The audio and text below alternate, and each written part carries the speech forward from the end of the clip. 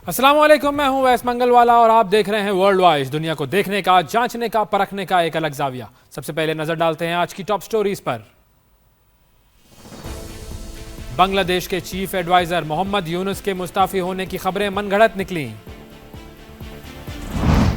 गजा में इसराइल के वहशियाना हमलों में एक ही खातून के 9 बच्चे शहीद। भारत की बलूचिस्तान में दहशतगर्दी की खुफिया मुहिम, विकी लीक्स ने पोल खोल दिया। जर्मनी में जराइम में इजाफा, एएफडी पर सियासी पुष्पनाही का इल्जाम।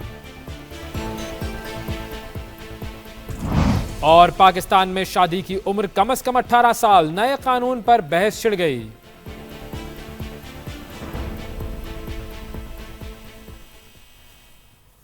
ये थी टॉप स्टोरीज और अब बात करते हैं खबरों की तफसील की। सबसे पहले आपको लेकर चलते हैं बरतानिया की तरफ, जहां पर बरतानिया में सियासी पनाह तलब करने वालों में पाकिस्तानी पहले नंबर पर आ गए हैं। बरतानवी वजारत दाखिला के मुताबिक गुज़िश्ता बरस सियासी पनाह तलब करने वालों में पाकिस्तानियों की तादाद 11,000 के करीब थी और मार्च 2025 में ख़त्म होने वाले बरस में मजमूई तौर पर 1,09,343 अफराद ने सियासी पनाह तलब की थी। तो जो तकरीबन 11,000 का फिगर है, ये इसका तकरीबन 10% बनता है। साल 2023-24 में पनाह तलब करने वालों में पाकिस्तानियों का नंबर तीसरा था और पनाह तलब करने वालों में दूसरा नंबर अफगानियों का था और उनकी तादाद थी तकरीबन 8,000 के करीब। तो अब ये पाकिस्तानियों की जो तादाद है ये बढ़ती जा रही है और वो सियासी पनाह के लिए बरतानिया का रुख कर रहे हैं।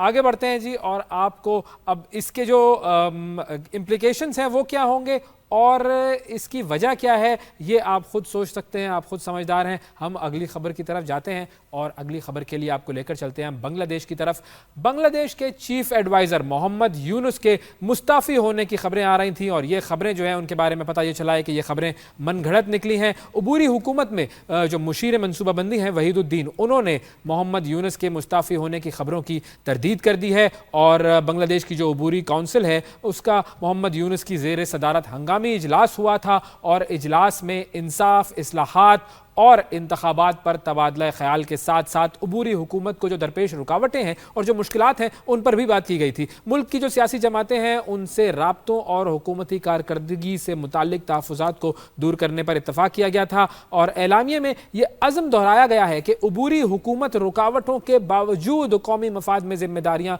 पूरी करती रहेगी। मोहम्मद यूनुस की जो काबीना है उसने यह वाज़ेह किया है कि शिकस्त खोर्दा क़ुव्वतों की शह पर या फिर गैर मुल्की साजिश के तहत अबूरी हुकूमत को अगर रोका गया तो फिर वो अवाम के सामने तमाम मामलात को रख देंगे। इससे ये साबित होता है कि इस हुकूमत को नाकाम बनाने की कोशिश की जा रही है। इस हुकूमत को नाकाम बनाने के लिए मुल्क में भी कुछ अनासिर काम कर रहे हैं बांग्लादेश में और कुछ अनासिर ऐसे हैं जो कि गैर मुल्की साजिशी अनासिर हैं, वो भी कार फरमा हैं। बहरहाल बांग्लादेश की इस हुकूमत के हवाले से अब इसका जो मुस्तकबिल है देखना होगा कि वो क्या होता है। अगली खबर के लिए आपको हम लेकर चलते हैं गजा की तरफ, जहाँ पर गजा में इसराइल के वहशियाना हमलों में एक ही खातून के 9 बच्चे शहीद हो गए हैं। इसराइली फ़ौज ने खान यूनिस की रिहायशी खातून डॉक्टर हैं अला अल नजार, उनके घर पर बमबारी की थी और खातून डॉक्टर के 10 में से 9 बच्चे शहीद हो गए और शहीद होने वाले जो बच्चे हैं उनकी उम्रें 7 महीने से 12 साल के दरमियान थी और हमले में जो डॉक्टर अला अल निजार हैं उनके शौहर भी ज़ख्मी हुए और जो बच जाने वाला उनका वाहिद बच्चा है वो भी ज़ख्मी है। गुज़िश्ता 24 घंटों की अगर हम बात करें तो इसराइली हमलों के दौरान दीगर दर्जनों फ़लस्तीनी भी शहीद हुए हैं और अगर ओवरऑल बात की जाए साख अक्टूबर 2023 से लेकर अब तक तो तकरीबन 54,000 के करीब फ़लस्तीनी जो हैं वो शहीद हो चुके हैं और तकरीबन 1.25 लाख से ज़ायद ऐसे फ़लस्तीनी हैं जो कि ज़ख्मी हुए हैं। अब ये जो वाक़या है जिसमें एक ही खातून के, और वो डॉक्टर खातून है, वो जो कि दूसरों को बचाती है, वो जो कि बचाते हुए किसी को ये नहीं देखती कि उसका मज़हब क्या है और वो किस कास्ट से, किस क्रीड से ताल्लुक़ रखता है, एक डॉक्टर खातून जो है उसके 9 बच्चों को शहीद किया गया है। पूरे वेस्टर्न मीडिया पर ये खबर छाई हुई है और पूरा अरब मीडिया भी जो है वो इस खबर के हवाले से बात कर रहा है। एक बहुत बड़ा वाक़या है, एक ऐसा वाक़या है कि जिसकी वजह से सारी दुनिया को हिलना चाहिए और सारी दुनिया को अब तो शायद ये एहसास हो गया है किसी हद तक کہ یہاں پر اسرائیل فلسطینیوں پر ظلم کر رہا ہے، لیکن اس ظلم کو روکنا کیسے ہے، اس حوالے سے ابھی تک کسی قسم کی کوئی کارروائی اور کوئی ایسی کارروائی جس سے اسرائیل جو ہے اس کے کانوں پر جو رینگے، ایسی کوئی کارروائی ہمارے سامنے نہیں آئی ہے۔ آپ کو لے کر چلتے ہیں جی بھارت کی طرف اور بات کرتے ہیں جی بھارت کی بلوچستان میں دہشت گردی کی جو خفیہ مہم ہے اس کا پول کھل گیا ہے، اور یہ پول کھولا ہے وکی لیکس نے۔ پاکستانی موقف کی اس طریقے سے عالمی سطح پر تائید ہو گئی ہے۔ بھارت جو ہے وہ گزشتہ 2 دہائیوں سے بلوچستان میں دہشت گردی کی ایک منظم اور خفیہ مہم چلا رہا ہے، اور اب وکی لیکس نے بھی اس کی تصدیق کر دی ہے۔ وکی لیکس کی ایک جاری کردہ ایک حالیہ رپورٹ ہے، اور اس رپورٹ میں یہ کہا گیا ہے کہ امریکی جو سفارتی کیبلز ہیں ان سے یہ بات ثابت ہوتی ہے کہ عالمی مبصرین پاکستان میں جاری بھارتی خفیہ سرگرمیوں سے باخبر تھے۔ اس رپورٹ کے مطابق سال 2009 میں مصر میں ہونے والی 2 طرفہ بات چیت کے دوران پاکستان نے بھارت کی بلوچستان میں مداخلت کا معاملہ بین الاقوامی سطح پر اٹھایا تھا، اور 2015 اور 2019 ان دونوں سالوں میں بھی پاکستان نے باقاعدہ طور پر اقوام متحدہ کو بھارتی مداخلت سے متعلق تفصیلی ڈوزیئرز پیش کیے تھے۔ پھر 2016 میں بھارتی جو خفیہ ایجنسی ہے را، اس کا حاضر سروس نیول آفیسر کلبھوشن یادو وہ بھی بلوچستان سے گرفتار ہوا تھا، جس نے دوران تفتیش بلوچستان میں تخریب کاری، بم دھماکوں اور علیحدگی پسند عناصر کو سپورٹ کرنے جیسے سنگین جرائم کا اعتراف کیا تھا۔ پھر اب یہ جو کلبھوشن کا جو اعتراف ہے یہ عالمی سطح پر بھارت کے خفیہ عزائم کو بے نقاب کرنے میں اہم سنگ میل ثابت ہوا ہے۔ 2023 میں علیحدگی پسند کمانڈر جو تھا سرفراز منگلزئی اور گلزار امام شمبے، اس کی گرفتاری اور ان کے اعترافات نے ایک بار پھر پاکستان کے موقف کی تائید کی کہ بھارت بلوچستان میں بدامنی کو ہوا دینے اور دہشت گردی کو فروغ دینے میں براہ راست ملوث ہے۔ ان شواہد سے نہ صرف پاکستان کا موقف مضبوط ہوا ہے بلکہ عالمی برادری پر بھی اب یہ ذمہ داری عائد ہوتی ہے کہ وہ جنوبی ایشیا میں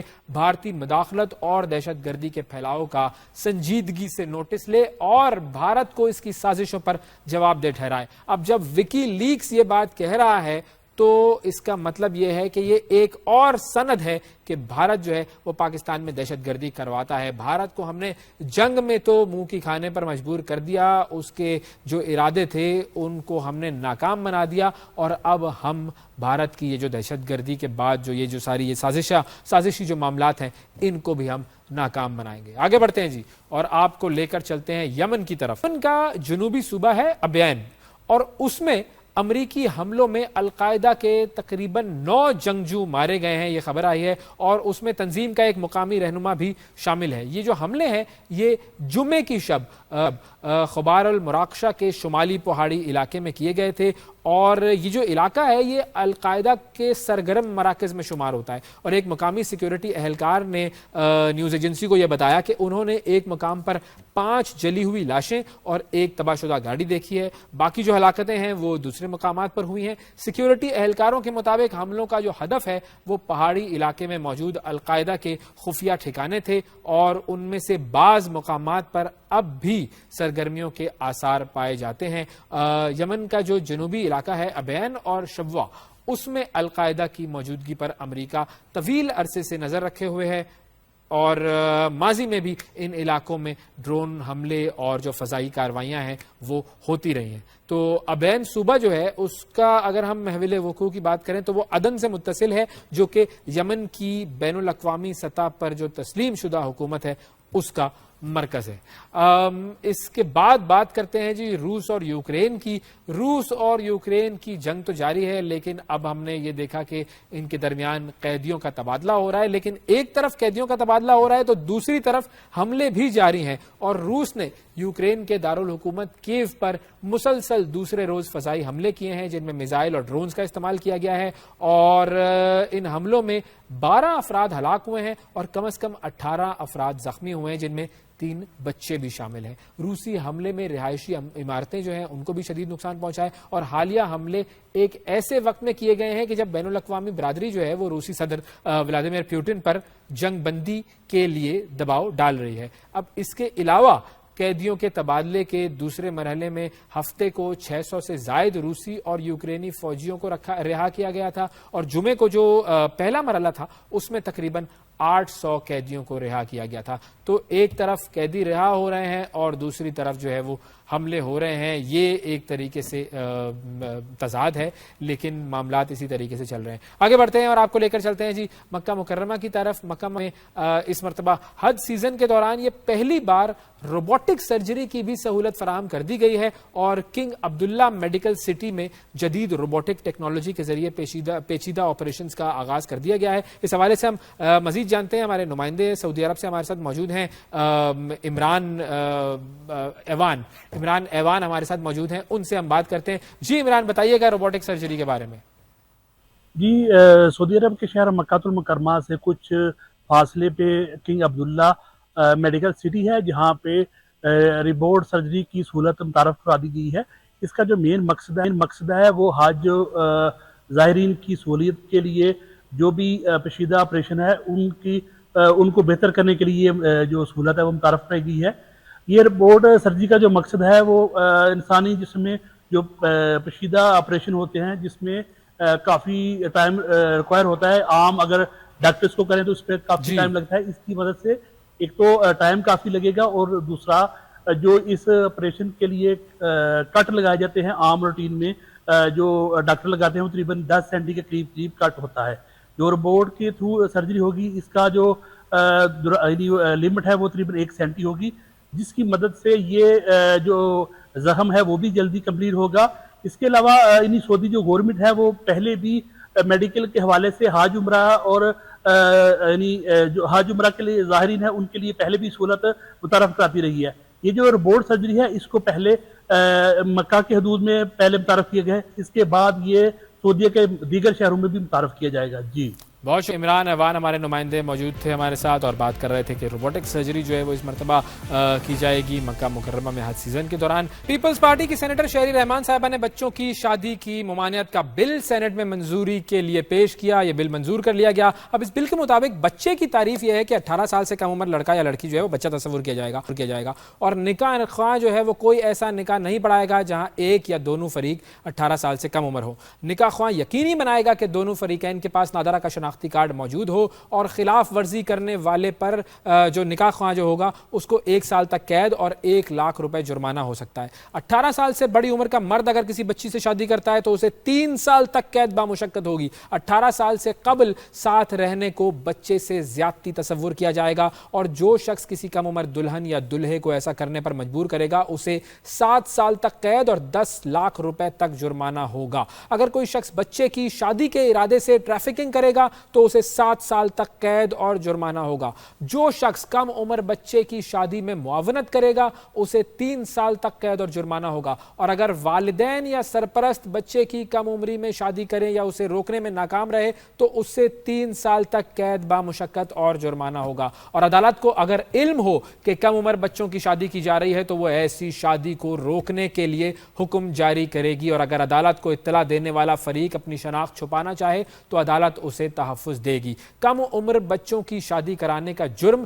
ناقابل ضمانت ہوگا اور کورٹ کیس کی کارروائی 90 روز کے اندر مکمل کی جائے گی. اب اس حوالے سے ہمیں ذرا ڈیٹیل میں بات کرنی ہے. جو معاملہ ہے اس کے حوالے سے جو مذہبی حلقے ہیں وہ یہ کہتے ہیں کہ یہ قانون اسلام سے متصادم ہے, اور اسلام میں جو شادی کی عمر ہے اس کا کوئی تعین نہیں کیا گیا. اسلام یہ کہتا ہے کہ یہ معاملہ جو ہے وہ بلوغت سے جڑا ہوا ہے. اور اگر ہم دنیا کے بہت سارے ممالک کی بات کریں تو دنیا کے بہت سارے ایسے ممالک ہیں جہاں پر, امریکہ کی بھی اگر بات کریں تو امریکہ کی بہت ساری اسٹیٹس ایسی ہیں جہاں پر شادی کی جو عمر ہے وہ قانونی طور پر 18 ہے,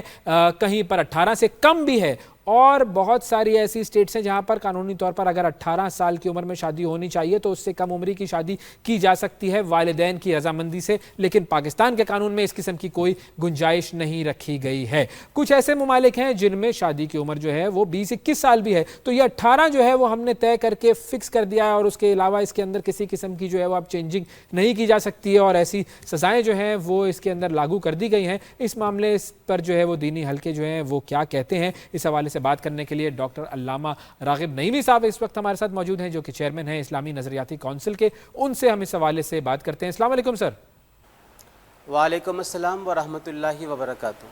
ڈاکٹر صاحب, سب سے پہلے تو میں ذرا آپ سے رہنمائی چاہوں گا کہ ذرا مجھے تفصیل سے بتائیے گا کہ دیکھیں دینی حوالے سے حکم کیا ہے شادی کی عمر کا, اور کیونکہ ہماری جتنی نالج ہے اس میں تو یہ بات آتی ہے سامنے کہ یہ سارا معاملہ جو ہے وہ بلوغت سے جڑا ہوا ہے, اس کا جو ہے وہ عمر سے کوئی تعلق نہیں ہے. اب دین کیا کہتا ہے اور یہ قانون کیا کہتا ہے, اور یہ کیا ایک دوسرے سے متصادم ہیں؟ پلیز بتائیے گا. بسم اللہ الرحمن الرحیم. دیکھیے, جب ہم اسلام کی بات کرتے ہیں تو قرآن اور حدیث میں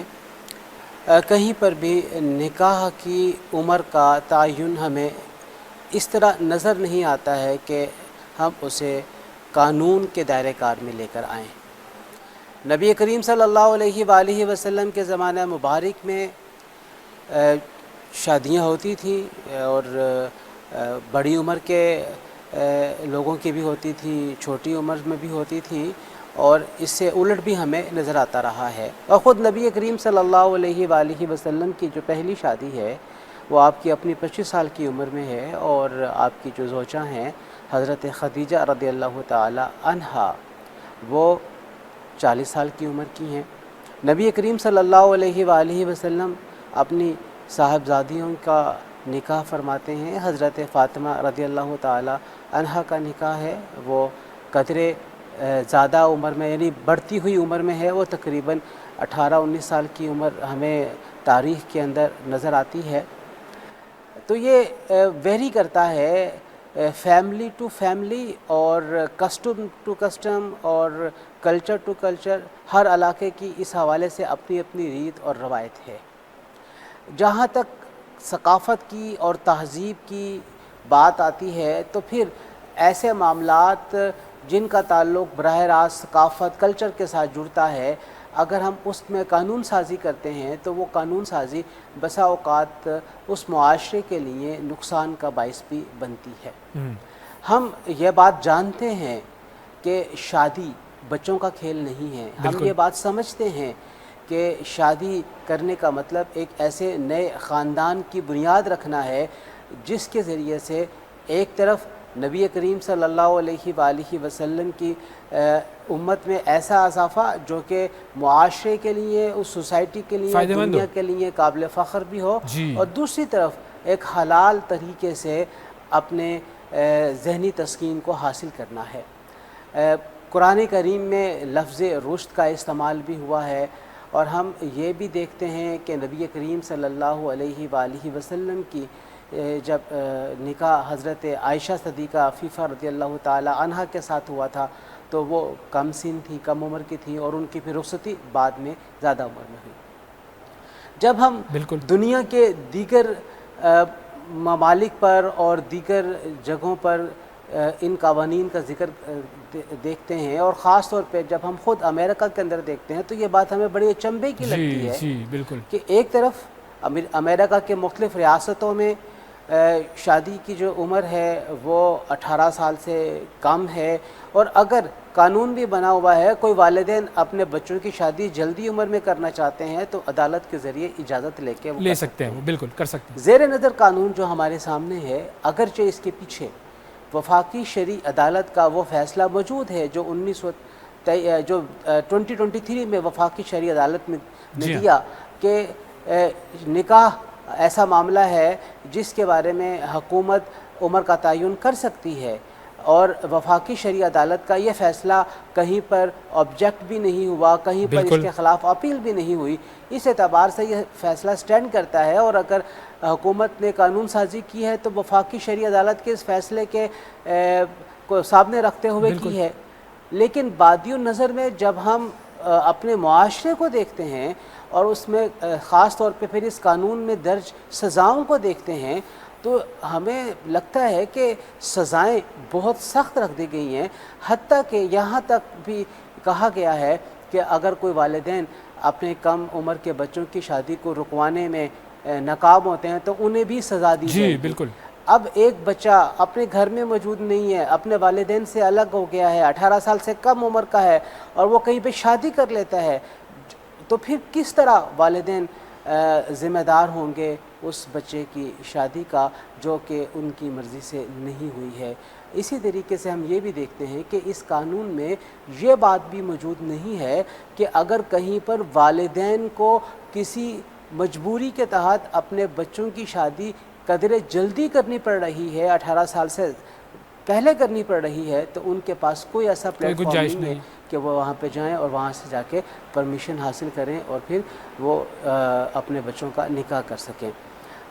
ہم یہ سمجھتے ہیں کہ اس قانون کے حوالے سے بات ہونی چاہیے اور اس قانون پر بات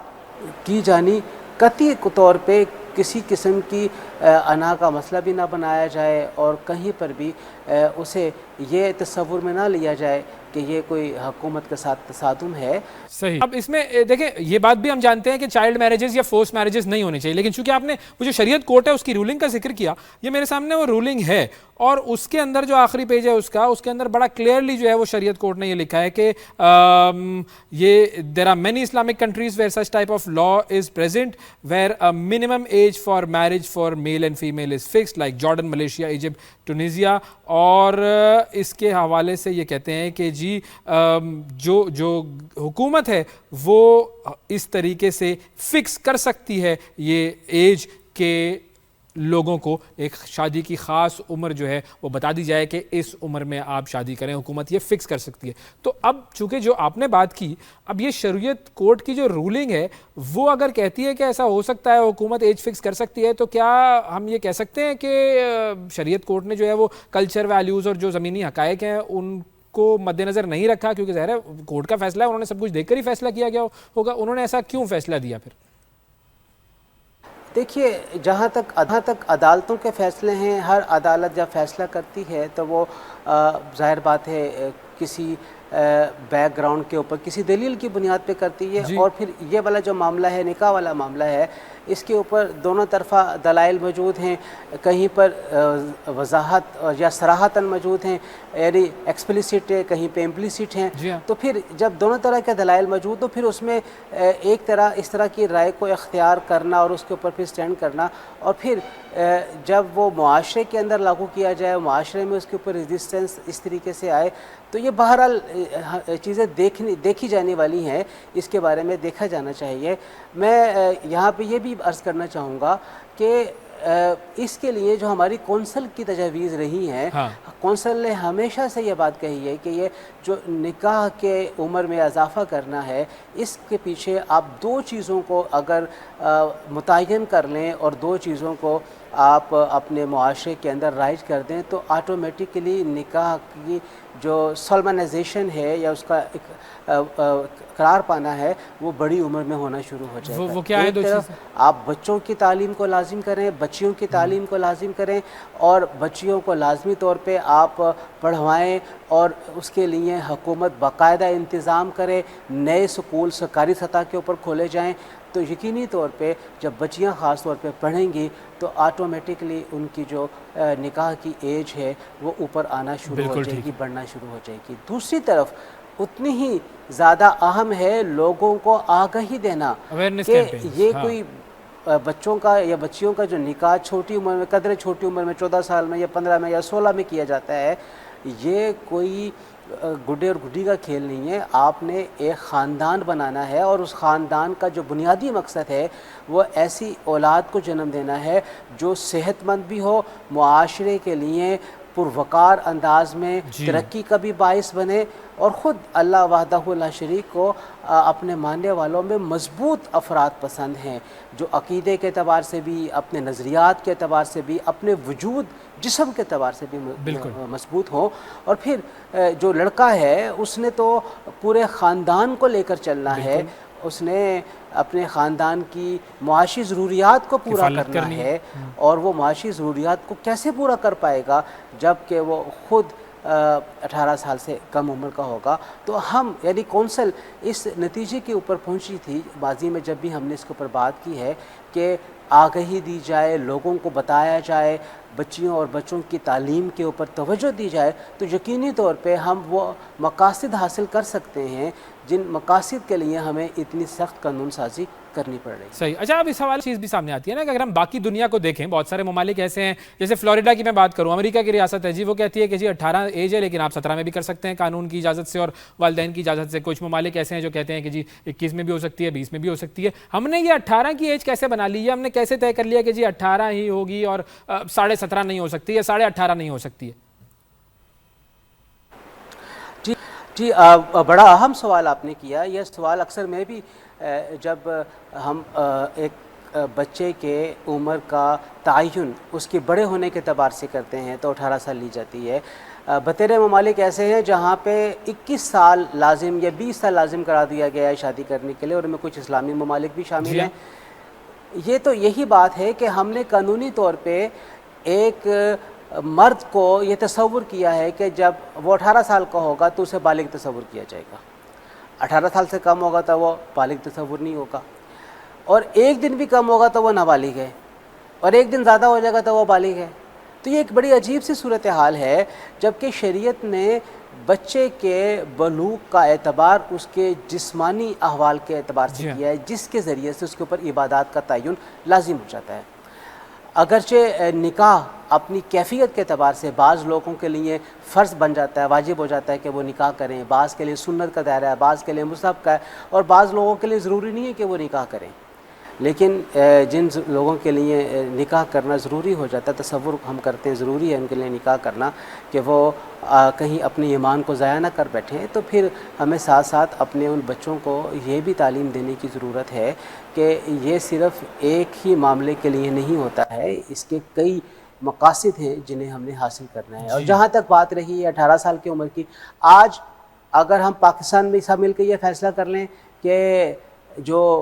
قانونی طور پہ بالغ بچہ ہے وہ 20 سال کا ہے اور اس کے اوپر ہم قانون سازی کر لیں تو کل سے یہ 20 سال ہو جائے گی. اگر ہم اس کو کم کر کے 16 سال کر لیں تو کل سے 16 سال ہو جائے گی. تو یہ تو 18 سال مین میڈ ہے، یہ انسان کا بنایا ہوا ہے، اس کے پیچھے کوئی شریعت نہیں ہے. دنیا کے اندر یہ تصور کیا جاتا ہے کہ 18 سال کا جو بچہ ہے یا بچی ہے وہ اپنے معاملات کو اچھے طریقے سے دیکھ سکتا ہے یا دیکھ سکتی ہے، اس وجہ سے یہ 18 سال کا تعین ہے. تو چونکہ یہ انسان کا بنایا ہوا قانون ہے جو کسی آگے چل کے کسی بھی وقت تبدیل ہو کے کم یا زیادہ ہو سکتا ہے. پاکستان کے وجود سے پہلے بر صغیر پاک و ہند میں 1929 کا ایک قانون تھا جو کہ چائلڈ میرج کے حوالے سے عمر کا تعین کرتا تھا. پھر اس میں عمر کا تعین کافی عرصے تک 14 سال کا رہا ہے، اس کے بعد پھر بعد میں یہ 16 سال کا ہوا. ہم پنجاب میں دیکھتے ہیں 16 سال کا رہا ہے. اب سب سے پہلے تو یہ سندھ کے اندر 18 سال کیا گیا اور اس کے بعد پھر یہ باقی جگہوں کے اوپر بھی 18 سال کیا جا رہا ہے. بہرحال میں یہ سمجھتا ہوں یہ ایسا معاملہ ہے کہ اس کے اوپر ہمیں فروٹفل ڈیبیٹ کرنے کی ضرورت ہے. الزام لگائے بغیر کسی کے اوپر ہمیں اس بات کو پازیٹیو طریقے سے آگے لے کر چلنے کی ضرورت ہے کہ واقعتاً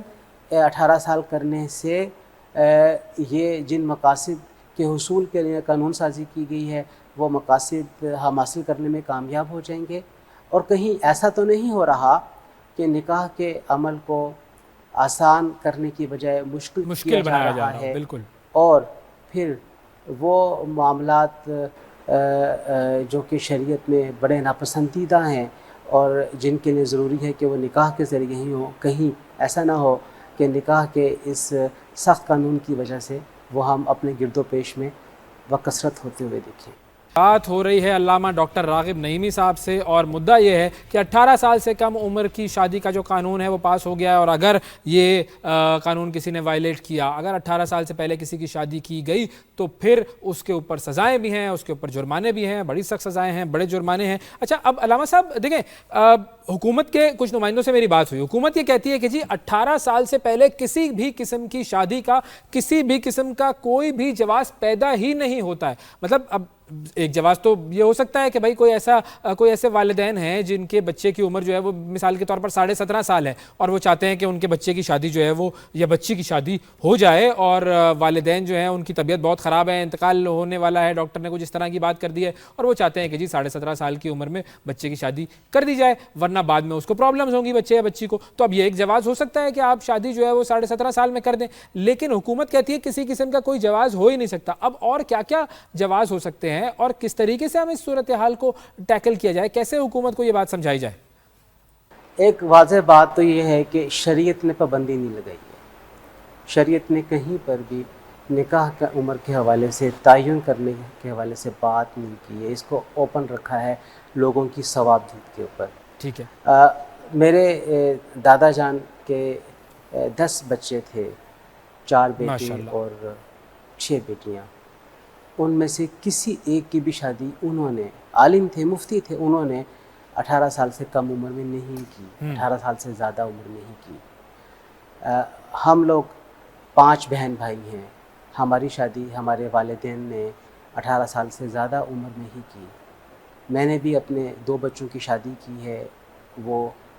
22، 23، 24 سال کی عمر میں کی ہے۔ تو یہ آگہی ہوتی ہے، یہ ذمہ داریوں کا تعین ہوتا ہے۔ جب آپ تعلیم کو عام کرتے ہیں، جب آپ لوگوں کو دین اور دنیا کی تعلیم دیتے ہیں، تو پھر خود بخود یہ چیزیں معاشرے میں ڈیولپ ہونا شروع ہوتی ہیں۔ جب تعلیم نہیں دی جائے گی، ساؤتھ پنجاب اور بلوچستان کے ریگزاروں اور پہاڑوں میں رہنے والوں کو کہیں پر بھی کوئی ایسی سہولت نہیں ہے کہ وہ اپنے بچوں کو پڑھا سکیں۔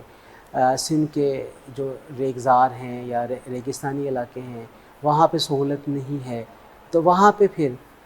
ایک ہی چیز رہ جاتی ہے کہ والدین پھر یہی سمجھتے ہیں کہ ہمیں اپنے اس بوجھ کو ختم کرنا ہے اور ہم نے اپنے بچوں کی شادی جلدی کر دینی ہے تاکہ وہ جلدی ہمارے ساتھ ہمارے معاملات میں شریک ہو سکیں۔ تو میں یہ سمجھتا ہوں کہ جب آئین یہ کہتا ہے کہ 16 سال تک کی عمر کے بچوں کی تمام تر تعلیمی ذمہ داری ریاست کے اوپر ہے،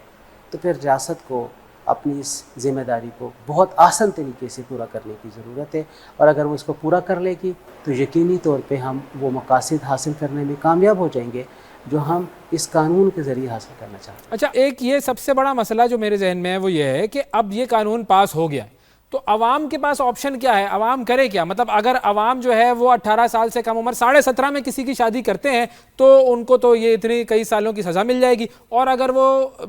شادی نہیں کرتے ہیں کسی کی بالغ ہونے کے بعد تو پھر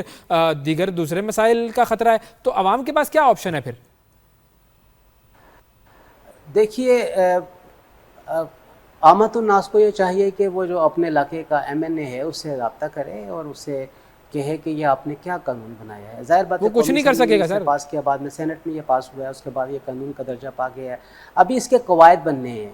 تو جو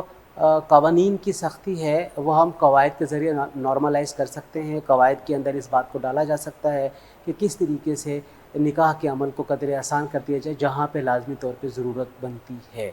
اور جو سزائیں ہیں وہ بہرحال میں نے خود بھی دیکھی ہیں، وہ سخت سزائیں ہیں۔ آپ دیکھیے کہ نکاح پڑھانے والا ہے، اس کو 1 سال کی سزا مل رہی ہے کہ اگر وہ ایسے جوڑے کا نکاح پڑھاتا ہے جن کی عمر 18 سال سے کم ہے۔ جی، اب تو یہ تو بڑی عجیب سی بات ہو جائے گی نا کہ مطلب نکاح خان جو ہے اسے بھی سزا مل رہی ہے کہ اس نے 18 سال سے کم عمر کے جوڑے کا نکاح کیوں پڑھایا ہے۔ اسی طریقے سے والدین کو سزا دی جا رہی ہے کہ بھئی آپ کا بچہ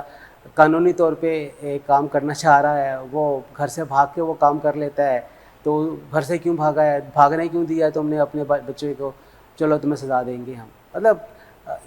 ہمارے ملک میں اگر کوئی والد کیا اپنے بچوں کو 18 سال اس طرح اپنے گھر میں قید کر کے رکھے گا کہ میرے بچے بھاگے نا؟ جس نے گھر سے جانا ہے اس نے تو جانا ہے، آپ جتنا مرضی روکنے کی کوشش کریں گے نہیں روک سکیں گے اسے، لیکن پھر اس کی سزا والدین کے اوپر کیوں دی جا رہی ہے؟ ہاں دیکھیے، جو چیز اہم ایشو ہیں ہمیں ڈسگائز طریقے سے اسے ایڈریس کرنے کی بجائے بڑے واضح انداز میں کرنا چاہیے۔ کہیں پہ اگر فورسڈ میرج ہو رہی ہے وہ نہیں تو ہونی ہمیں چاہیے۔ اس کے لیے دیکھا جانا چاہیے کہ فورسڈ میریجز کیوں ہو رہی ہیں اور اس کے لیے الگ سے قانون بنایا جائے۔ اور اگر فورسڈ میریجز ہے تو پھر دیکھیں کہ معاشرے میں فورسڈ میرج کی تعریف کیا ہے، کیا بنے گی، اور فورسڈ میرج کا وقوع کتنے % ہو رہا ہے۔ یعنی اگر 100 نکاح ہو رہے ہیں تو 100 نکاح میں سے کتنے نکاح ایسے ہیں جو کہ فورسڈ نکاح ہیں، جبری شادیاں ہیں، اور ہمیں جبری شادیوں کی تعریف کرنی پڑے گی کہ جبری شادی ہوتی کیا ہے۔ تو کیا اگر ہم جبری شادی کو روکنے کے لیے جو جائز ضروریات ہیں لوگوں کی ہم انہیں بھی روکنا شروع کر دیں؟ تو یہ بات تو بڑی میں سمجھتا ہوں چنبی کی ہے۔ مطلب بڑی نازک صورتحال ہے جس سے ہم گزر رہے ہیں اس وقت۔ اب فائنلی مجھے یہ بتائیے کہ اب اس قانون میں تبدیلی کیا ہونی چاہیے؟ CIA جو آپ کی کاؤنسل آف اسلامک آئیڈیالوجی ہے وہ کیا اس کی رائے ہے، کیا کرے گی وہ؟ دیکھیے، ابھی کونسل کا اجلاس ہے آئندہ ہفتے میں، اور KPK سے بھی ہمیں چائلڈ میرج کے حوالے سے بل آیا ہوا ہے، اور کونسل اپنے طور پہ بھی کسی بھی بنے ہوئے قانون کے اوپر رائے دے سکتی ہے۔ تو کونسل میں آنے والے اجلاس میں قومی اسمبلی یعنی جو وفاقی علاقہ ہے اس میں اس کے لیے جو منظور شدہ یہ قانون ہے چائلڈ میریج کے حوالے سے اس کے اوپر اور جو کے پی کے والا ہے اس کے اوپر ہماری بات چیت ہونی ہے. کونسل کے ممبران اس کے اوپر اپنی اپنی رائے کا اظہار کریں گے اور کونسل کی جو رائے ہے وہ اکیلے چیئرمین کی رائے نہیں ہوتی ہے, وہ کونسل کی کولیکٹیو وزڈم کا شاخسانہ اور اظہار ہوتا ہے جو کہ 20 ممبران کی رائے پر مشتمل ہوتی ہے جو کہ پورے پاکستان سے اس کے اندر شامل ہوتے ہیں, جس میں ریٹائرڈ ججز بھی ہیں, وکلاء بھی ہیں, علماء بھی ہیں. تو دیکھیے اب کونسل کے یہ ممبران اس قانون کے حوالے سے اپنی کیا رائے پیش کرتے ہیں. بہت شکریہ ادا کریں گے علامہ ڈاکٹر راغب نعیمی صاحب ہمارے ساتھ موجود تھے اور بات ہو رہی تھی اس حوالے سے کہ اب یہ جو قانون بن گیا ہے وفاق کے لیے بن گیا ہے کہ 18 سال سے کم عمر میں کسی کی بھی شادی نہیں ہو سکتی, اور اگر یہ شادی ہوئی تو پھر اس کے حوالے سے سزائیں بھی ہیں, اس کے حوالے سے جرمانے بھی ہیں. اب بنیادی مدعا یہ ہے کہ جو ایک ریلیجیس پولیٹیکل پارٹیز ہیں وہ تو اس کی مخالفت کر رہی ہیں, لیکن دوسری طرف اب یہ قانون بن چکا ہے. تو اب کس طریقے سے اس قانون کے حوالے سے معاشرہ آگے پروگریس کرے گا, اور دوسری سب سے امپورٹنٹ چیز یہ کہ ظاہر ہے چائلڈ میرجز نہیں ہونی چاہیے, یہ بات تو طے ہے, فورس میرجز نہیں ہونی چاہیے یہ بات بھی طے ہے, اس میں کوئی دو رائے نہیں ہو سکتی, لیکن وہ جو چائلڈ ہے اس کا تعین کیسے ہوگا یہ ایک بہت بڑا سوالیہ نشان ہے. اب اس قانون کے حوالے سے مزید بات چیت بھی ہونی چاہیے اور پھر دیکھتے ہیں کہ یہ معاملہ کہاں پر جاتا ہے. آج کے پروگرام میں ناظرین اتنا ہی, آپ سے اگلے پروگرام میں پھر ملاقات کریں گے, اس وقت تک کے لیے اجازت دیجیے, اللہ حافظ.